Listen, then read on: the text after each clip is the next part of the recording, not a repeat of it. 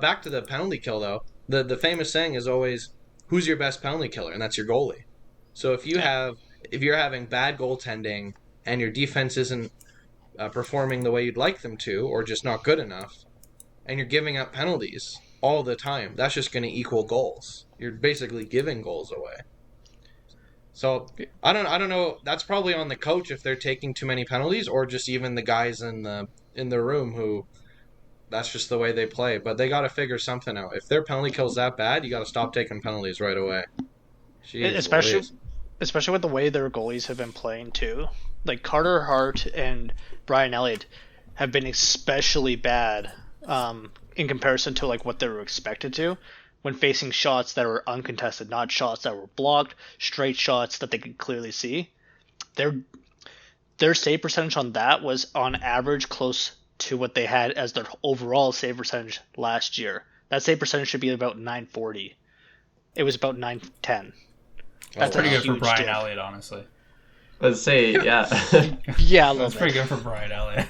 You know what, though? Flames fans give him way too much hate. I was actually looking at this the other day, because I was like, all I remember of his time in Calgary was, man, this guy was terrible. But he really wasn't as bad as Flames fans will remember. Well, no, he brought them to the playoffs, you know.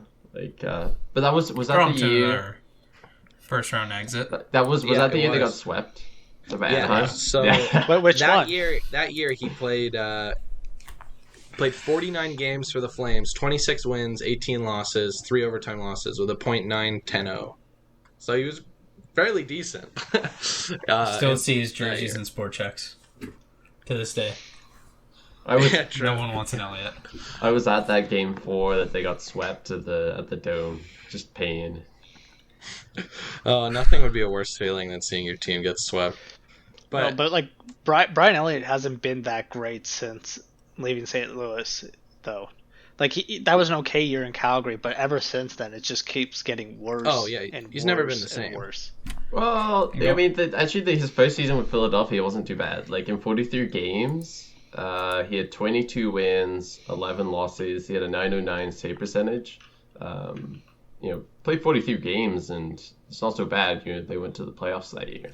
So that's a good record, but it's definitely worse than his time in St. Louis. That's definitely when he shined. I mean, I'm looking at his St. Louis stats now. Holy cow, he was amazing.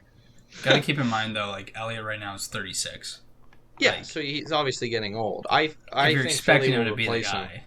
No, I think Philly will replace him. I think you'll have to look at either free agency or make a trade. I mean, if you're Philly, why not Ranta? I mean, he's going to free agency.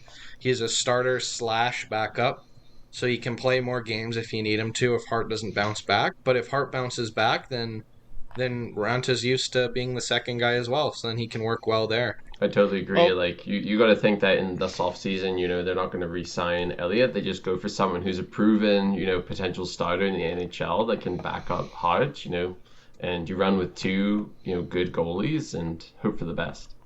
Play whoever's better. We say a lot like Hart is having a bad year and all that, but he's only 22 years old. Maybe what would be best for Philadelphia is to go with like a tandem setup. Maybe reduce Hart's workload because again, 22 years old, pretty young for an NHL goalie, right? You know who's potentially on the market this season that's very much used to a tandem setup? David Riddick. Don't say David Riddick. Actually, I was thinking about Toronto goalie, and it wasn't David Riddick who I was thinking, but Frederick Anderson, yeah. That's a good point, actually. Freddie pointed .88 in the AHL this season. I don't know if they want him. Yeah, he hasn't played in like months. It's his first game back after months. And to be fair, a bit of a break. The Marlies' defense, of course, pretty like. Yeah, that's just Toronto's defense, but worse. I mean, it's not going to be great.